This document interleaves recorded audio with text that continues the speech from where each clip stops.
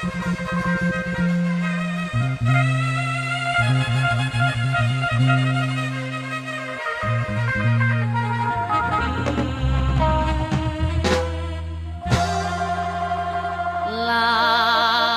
นางอ้อ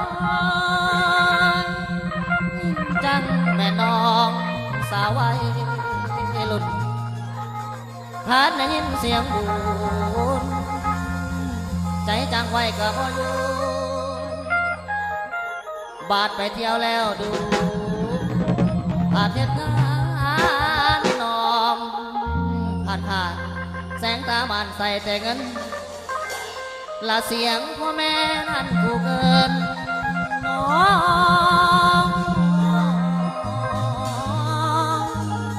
น้องกะบ่ดอกยอมฟัง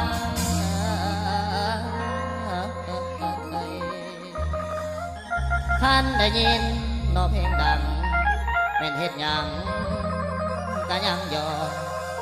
เป็นเฮ็ดหยังกะยังยอ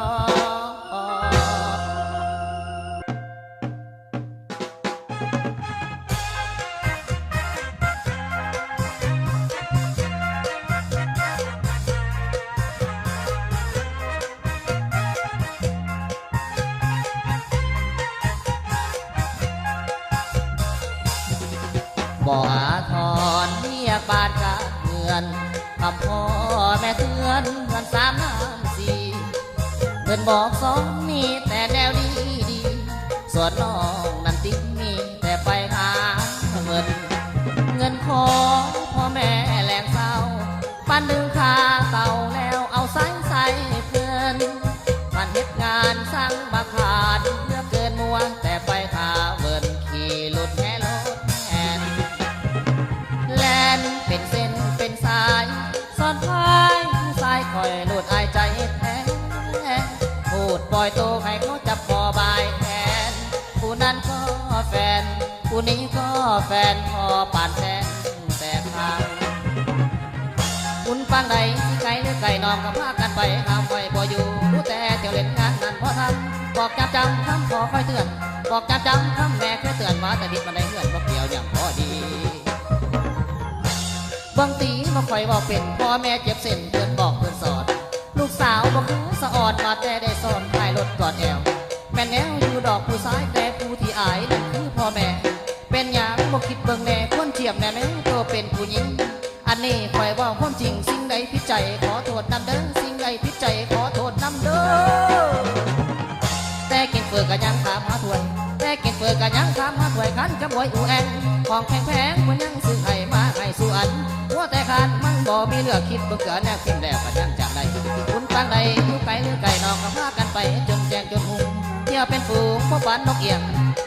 เสียงของแม่นั้นบอกน้องนั้นหันไว้หัวใจบอกน้องนั้นหันไว้หัวใจยาสุนอารมณ์ไหล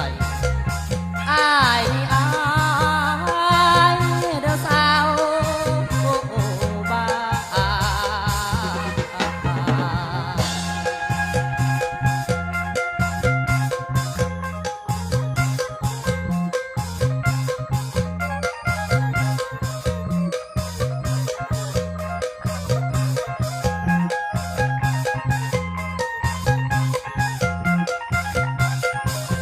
บางทีเขาคอยบอกเป็นพ่อแม่เจ็บเส้นเพิ่นบอกเพิ่นสอนลูกสาวบอกคือสะอ่อนมาแต่ได้สอนถ่ายรถกอดแอวแม่แนงอยู่ดอกผู้ซ้ายแต่ผู้ที่อายนั่นคือพ่อแม่เป็นอย่างบอกคิดเบิ่งแน่ควรเจียบแน่แม่ตัวเป็นผู้หญิงอันนี้คอยบอกความจริงสิ่งใดพิจัยขอโทษนำเด้อสิ่งใดพิจัยขอโทษนำเด้อ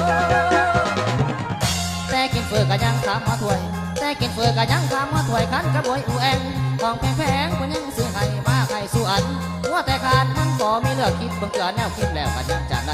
คุณฟังใดอยู่ไกลหรือไกลน้องก็พากันไปจนแจ้งจนหูเที่ยวเป็นฝูงพบวันนกเอียงเสียงของเธอนั้นบอกน้องนั้นหันไว้หัวใจบอกน้องนั้นหันไว้หัวใจยาสุนอารมณ์ไหล